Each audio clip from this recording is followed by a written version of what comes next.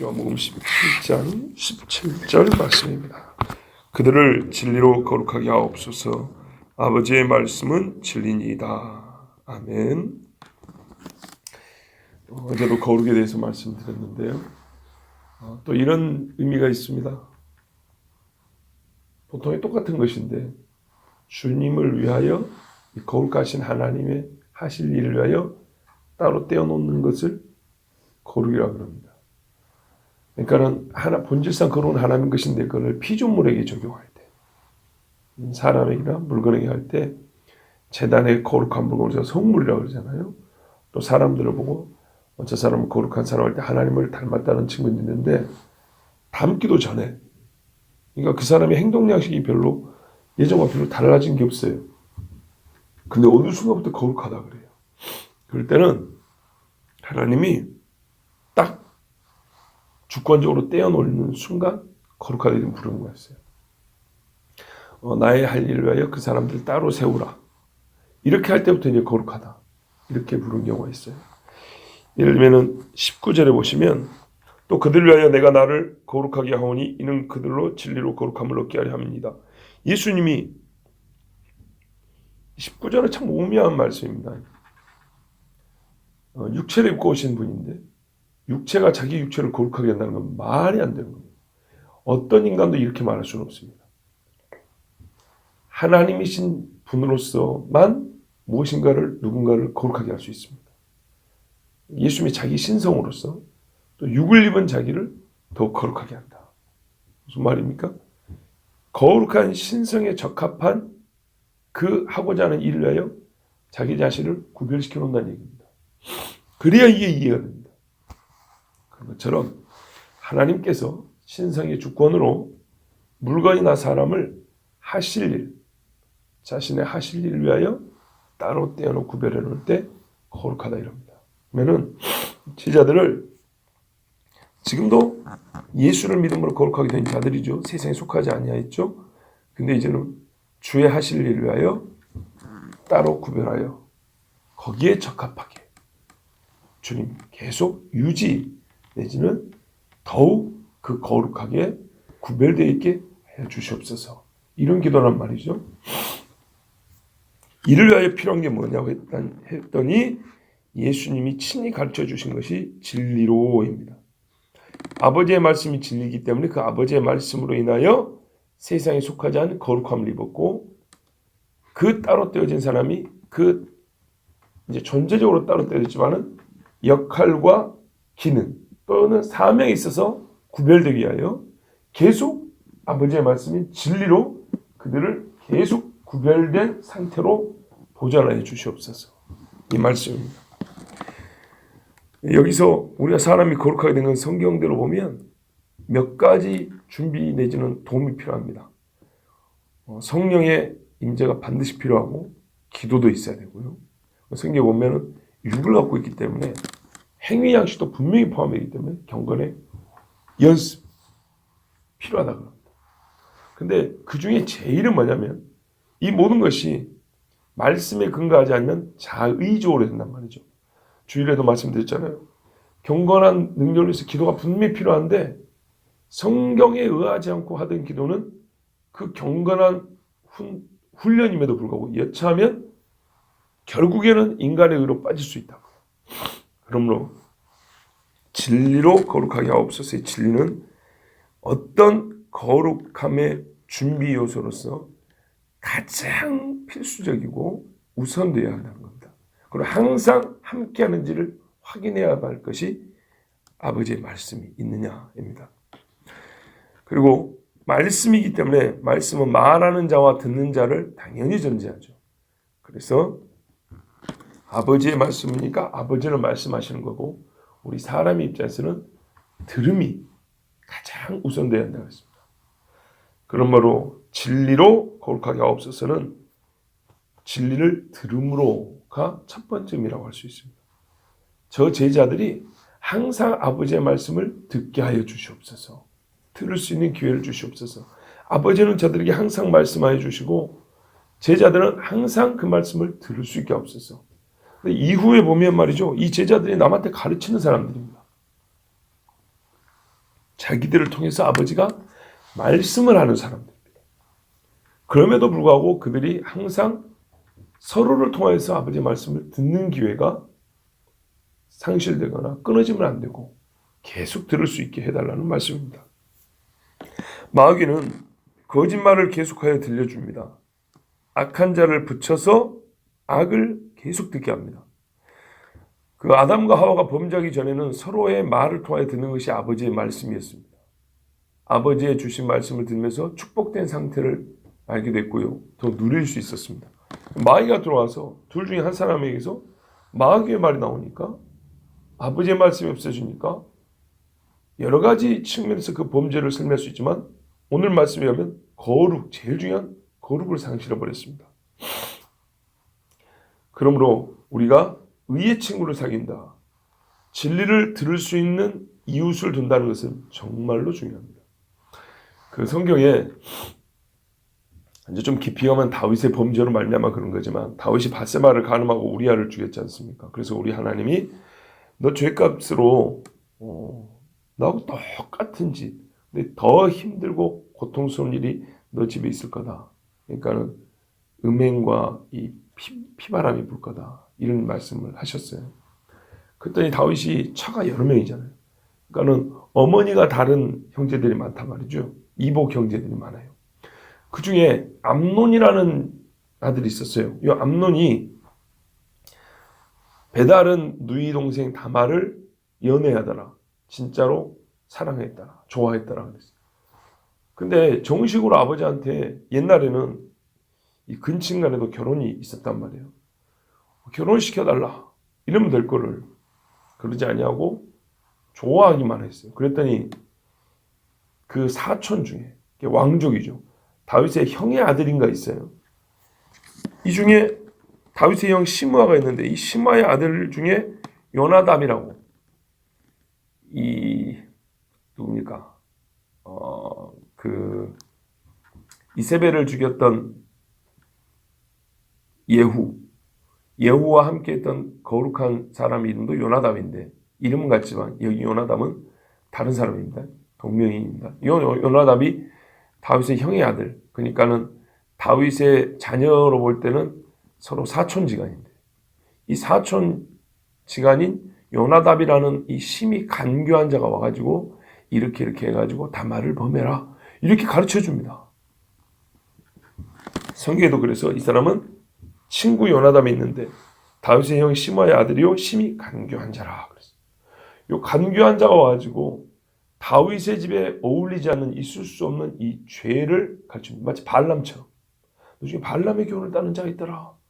그래가지고 이 암논이 다말을 범하고 결국에는 그 집에 또 압살롬이 자기 여동생이 이 더럽혀진 걸 알고 나중에 그 형을 죽여버리지 않습니까? 그런 다음에 나중에 반란을 일으키죠.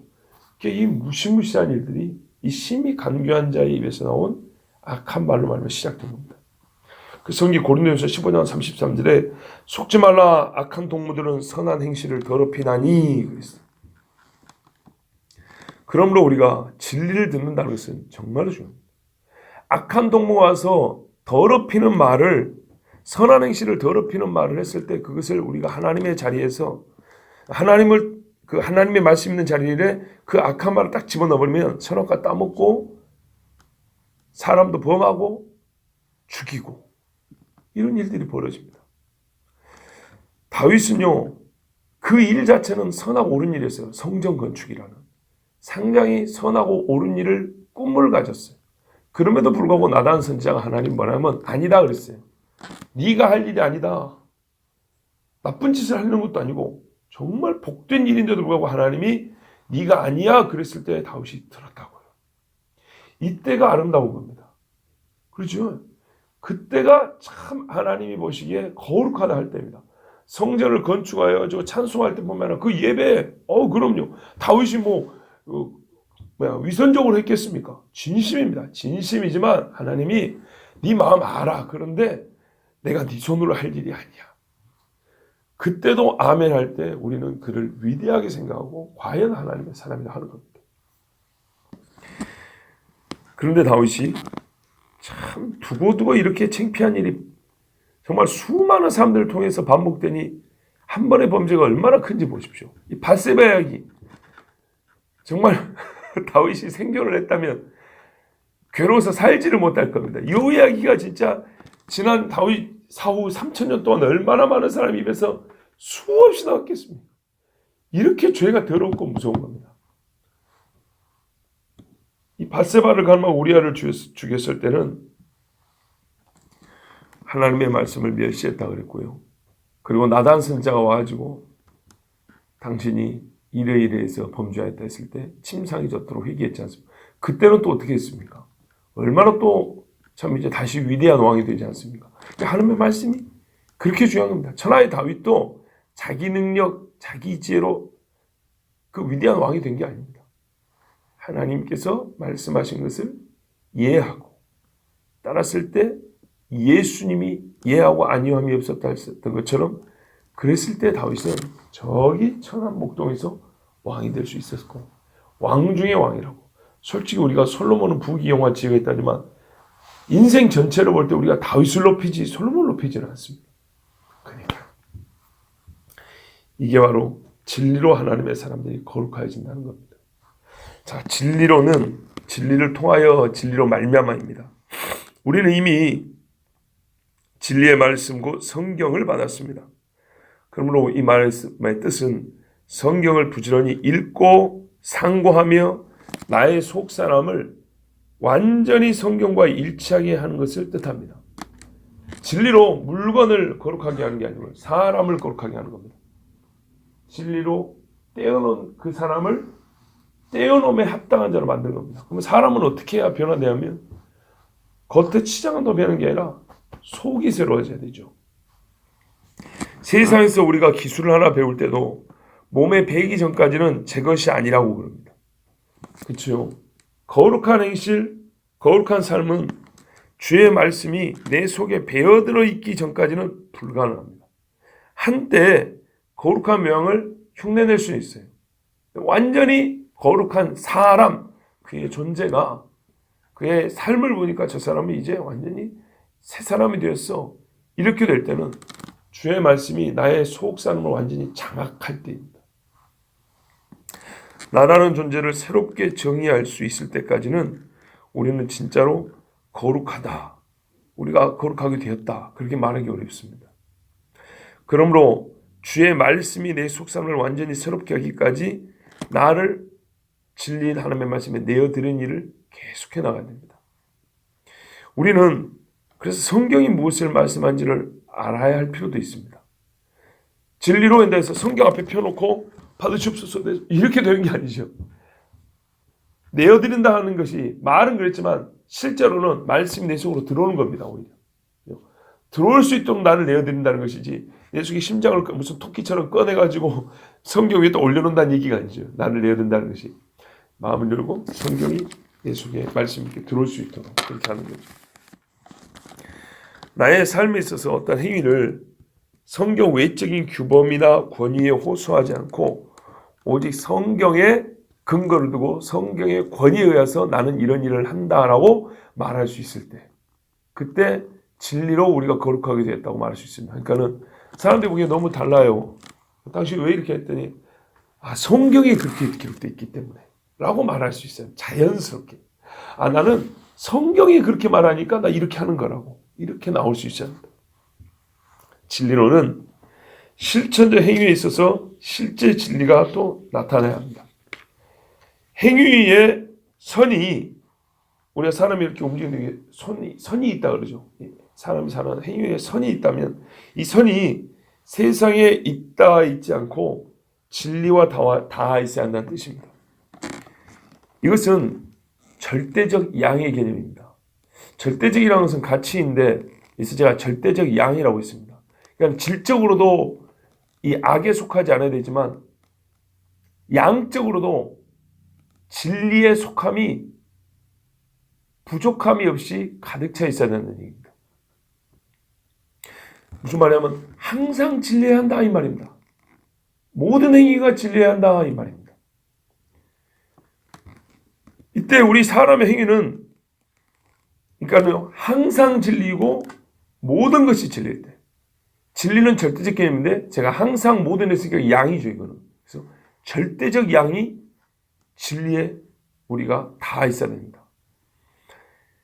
그럴 때 우리 사람들의, 이 거룩한 사람들의 행위를 보면 판단해 볼 때 대단히 이 손이 분명한 선을 긋습니다.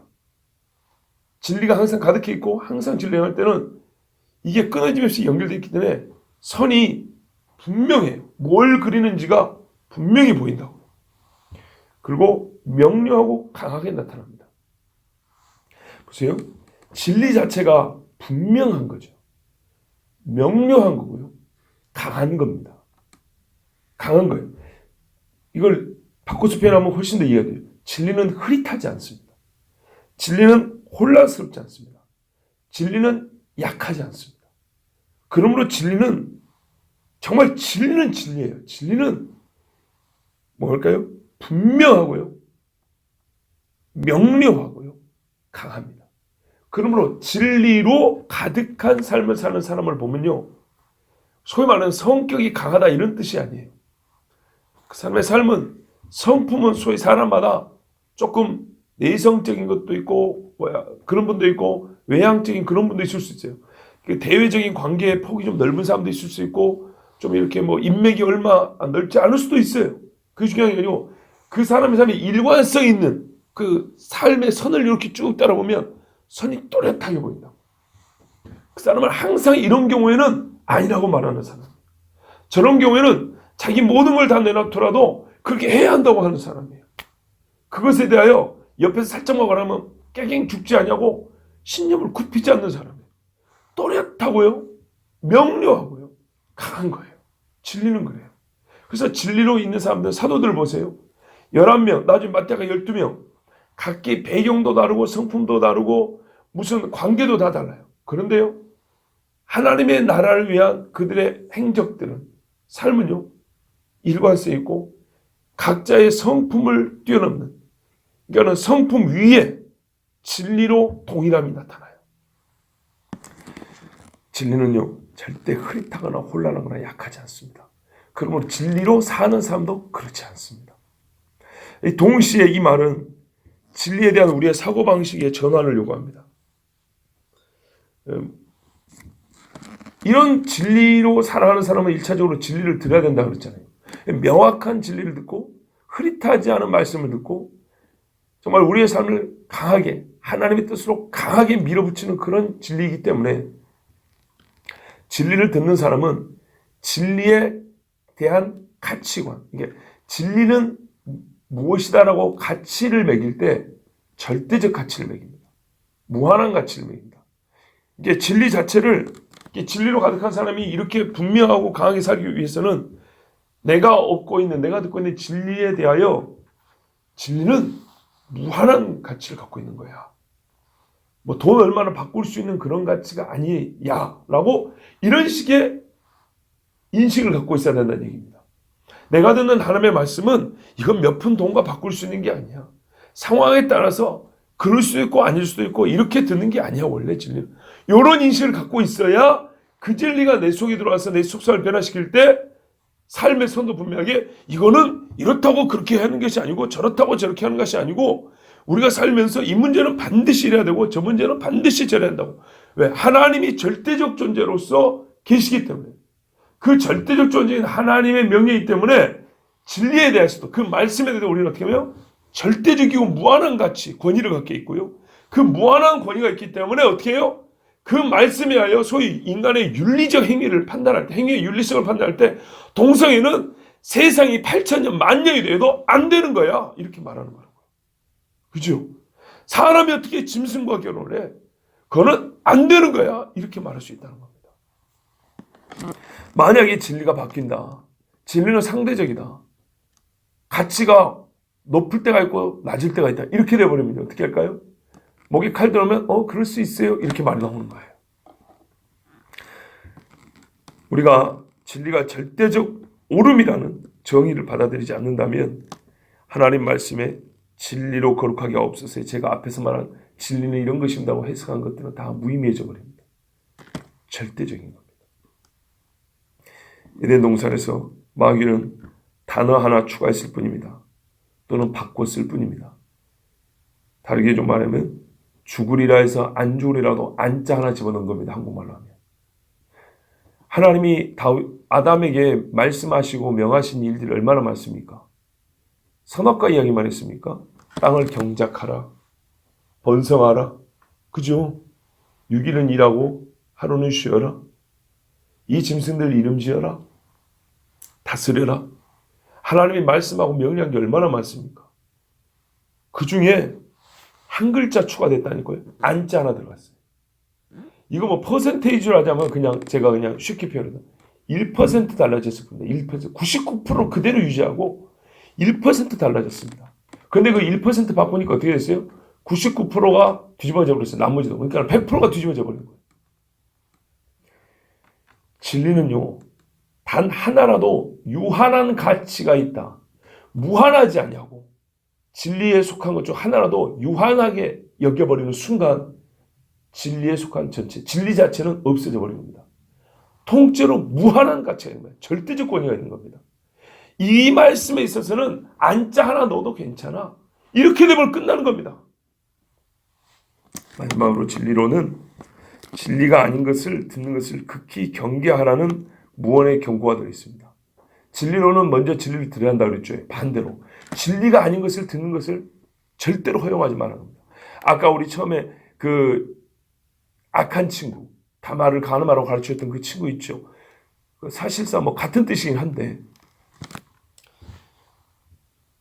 이 마가복음 4장 24절에 우리 주님이 이렇게 말씀해요. 너희가 무엇을 듣는가 스스로 삼가라 그랬어요. 진리밖에 우리를 거룩하게 할 수 있는 것이 없다면 우리를 부정하게 하는 것은 진리 아닌 모든 것입니다. 그러므로 이 모든 것이 진리를 가장한 채 우리 속에 들어오지 않도록 이 듣는 것을 극히 조심해야 합니다. 듣는 것이 얼마나 중요한지.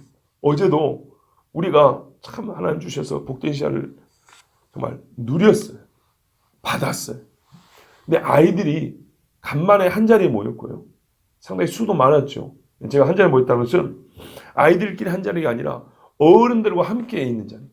근데 역시 아이들의 순수함이 도드라지게 보이기도 하지만은 어른들과 함께 있는 동안에 아이들에서 느끼게 보면 이 아이들이 어떤 말을 듣는가에 따라서 반응이 달라지고요. 그 짧은 시간이지만 아이들의 언어가 바뀌고 이 아까와는 다른 말들. 그러니까 어른들이 계속 뭐라고 농담이 됐든 진담이 됐든 툭툭툭 던지는 말에 애들이 생각하지 못했던 것들 생각이 되고요. 그러니까 어른들이 훈계를 하면 지금까지 못 듣던 훈계를 들으면 새로운 옳음에 대한 판단력이 생기죠. 아, 이건 아니구나 이렇게 되고. 근데 그게 아니라 물론 나쁜 걸 가르쳤다는 게 아니라 농담과 서로 즐겁기 위해서 하는 말들이 있잖아요.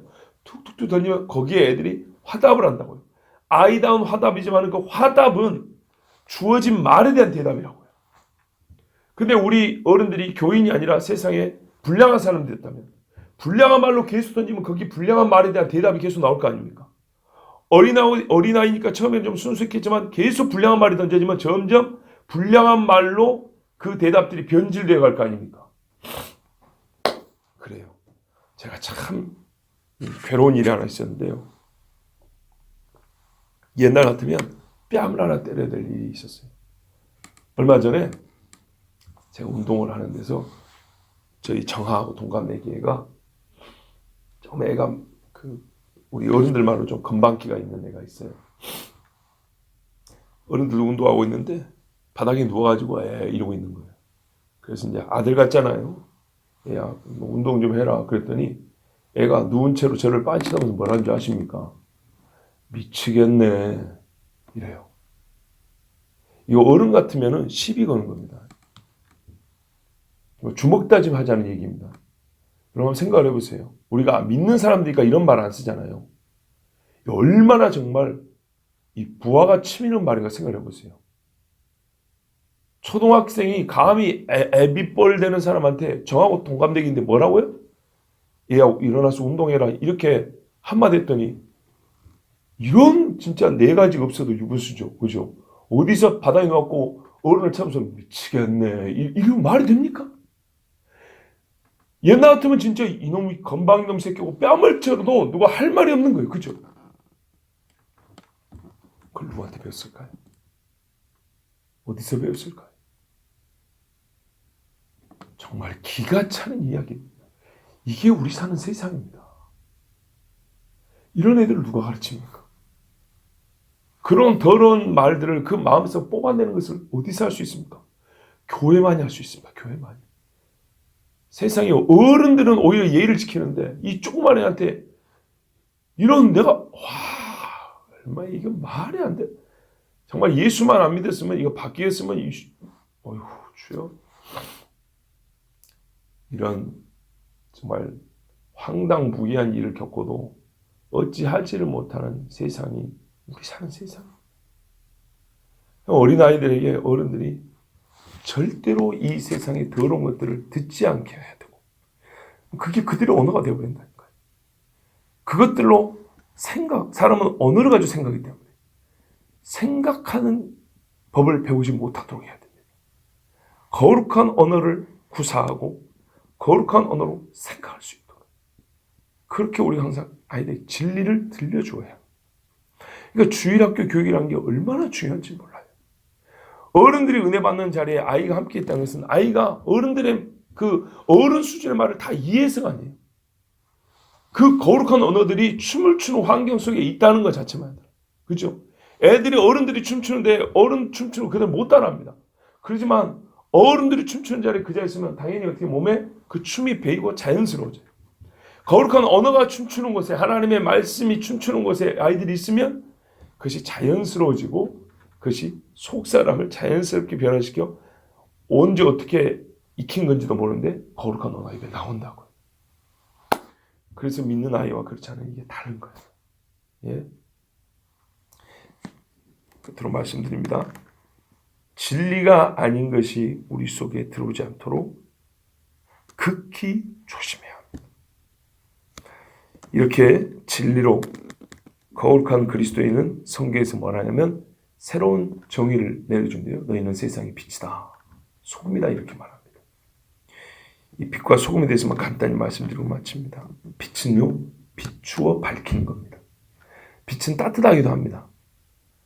그렇지만 빛이 갖고 있는 성질 중에 열을 지금 말하는 게 아니고 우리 예수님은 성경에서 너희는 가리키면서 빛의 성질 중에 밝히는 성질을 갖고 우리를 빛이라고 한 겁니다. 세상에 비친 그리스도인은요. 예를 들면 산의 지형과 골짜기와 절벽의 위치를 바꾸지 않습니다. 무슨 뜻인지 아시겠죠? 그것들을 비추어 산을 넘는 자들이 실족치 아니하고 안전하게 목적지에 도달하게 하는데 빛의 기능이 있습니다. 등대의 불빛은 어떤 목사님이 그러세요. 해안선의 절벽을 바꾸지는 않는다고. 저기 절벽이 있다, 암초가 있다 가르쳐 보여주는 거라고요. 우리 그리스도인이 내가 예수님에서 세상을 다 뒤집어겠다. 그거는 예수님이 하실 일이지 내가 할 일은 아니에요. 일부는 그렇게 할 수 있어요. 그렇지만 우리 보고 하라는 것은 비추라는 거예요. 주의 말씀 내 발에 등이요 내 길에 빛이니이다.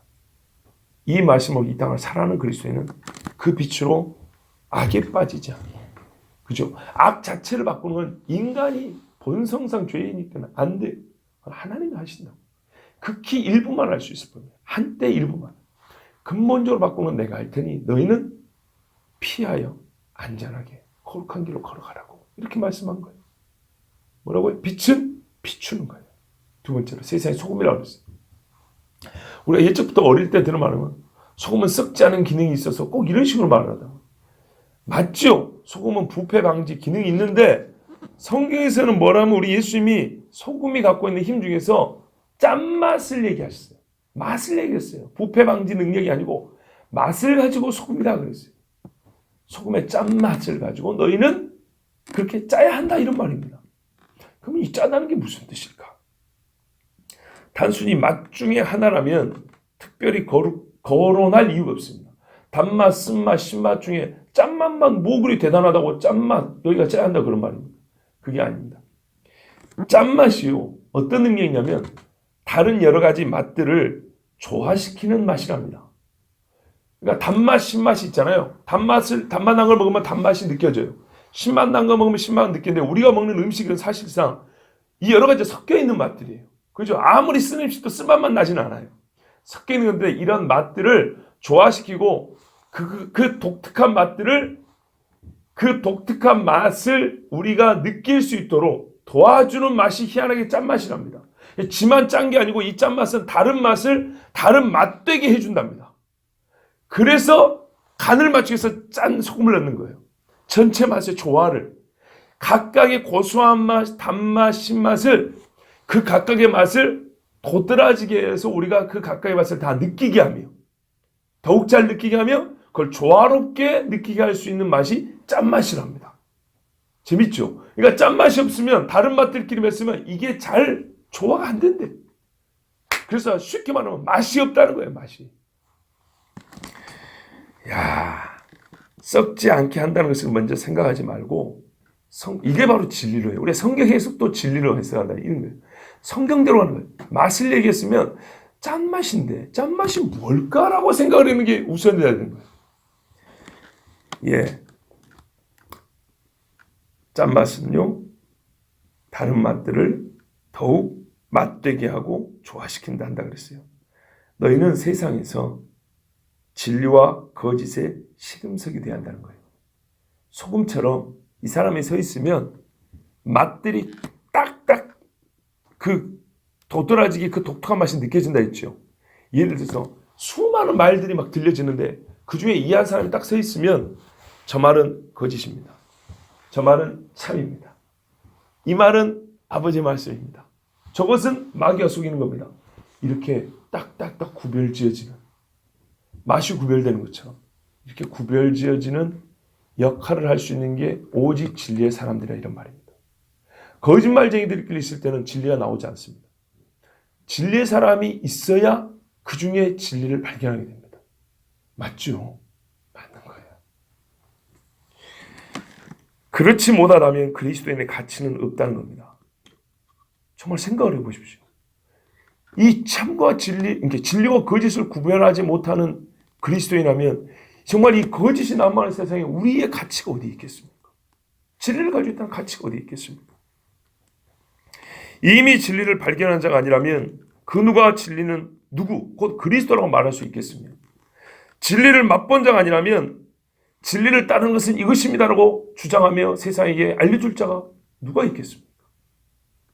여러분, 우리는 아버지의 말씀으로 세상에 속하지 아니한 자들이 되었습니다. 이제 계속하여 진리이신 아버지의 말씀으로 진리로 내 자신을 더욱 거룩하게 해나가야 합니다. 우리 주님이 이렇게 기도하셨으니 성령은 반드시 우리를 그렇게 변화시켜 주십니다. 무엇보다 우리가 힘써야 될 것은 또한 우리에게 그것을 우리 명령하셨기 때문에 내가 거룩하니 너희는 거룩하라 주님 명령하셨기 때문에 우리는 주의 기도를 따라 그러면 우리가 1차적으로 항상 우선적으로 해야 될 일은 하나님의 말씀이 내 속에 있도록 해야 되겠구나. 이것이야말로 그 어떤 방법보다 우리가 진리로 거룩할 수 있는 길이요 방법입니다. 우리 주님이 친히 가르쳐 주신 겁니다. 우리 교회가 그리고 우리 다음 세대 어떻게 보면 어르신들을 보면 다 다음 세대죠. 예? 우리 손자들의 세대도 정말로 주님 올 때까지 감히 어른들을 보고 입에 담지 못할 이 무례한 말을 아무렇지도 않게 내뱉는 세대가 되지 않냐고. 하나님을 향하여서도 세상을 향하여서도 오직 진리만을 말하는 거룩한 진리의 세대가 될 수 있도록 하나님의 말씀을 그들이 들려주고 또한 우리가 말씀 살아가면서 신앙인들의 이 선이 분명한 진리의 삶, 족적을 보면은 진리 지켜있는 이런 진리의 삶으로 하나님께 영광 돌리고 또한 우리 다음 또는 다다음 세대까지 우리 교회에 속한 모든 하나님의 사람들이 진리로 거룩할 수 있도록 함께 기도하는 우리가 되기를 바랍니다. 기도하겠습니다. 하나님 아버지 감사합니다. 우리는 연약하고 또한